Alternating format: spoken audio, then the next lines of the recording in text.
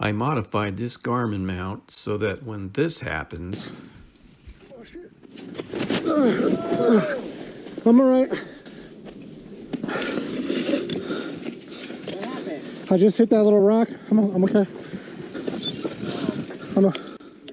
this doesn't happen. Here's how I did it. So you might be asking, why in the world did I do this in the first place? Well, the reason's pretty simple. I had to get a new Garmin 830 to replace my Edge 520 because I thought that this unit had died, and it actually didn't. It was something that I could fix that I did later, but so I went out and bought the Garmin 830, and as you can see, it's just a little bit bigger than the 520. So that created a problem with it not fitting on my mount, because normally it would be on my mount like this on my bike, except I had it flipped upside down to get it more out of the way, so it'd be like this. But when I bought this new Garmin, I could get it on the mount, but I couldn't twist it on because the stem of the handlebars would block it. So I improvised a little adapter plate to make this mount slightly longer.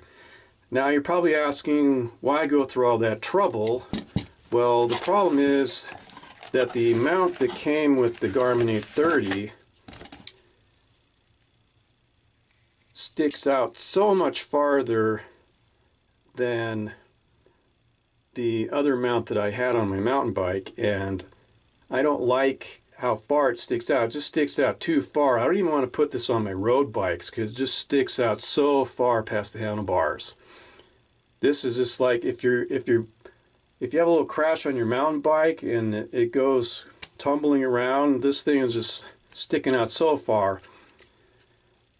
Now, I know you're also saying, well, why don't you just mount it on your handlebars like most people? But as you saw in that little short clip at the beginning of the video, when you crash, this thing is just so vulnerable to getting damaged, broken, destroyed. You could break the mounting off the back, like I think might have happened in that video. I know he had a Wahoo, not a Garmin, but you can see the same thing still happened. So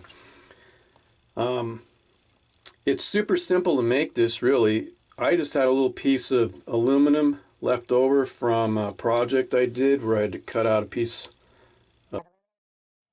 to create a hole, and so I had this piece of scrap aluminum, and it's really simple to do. As you can see, the way that the Garmin is constructed, it has this little mount that you can just remove, and in the case of this short one, I could just take this little piece out entirely and flip it over.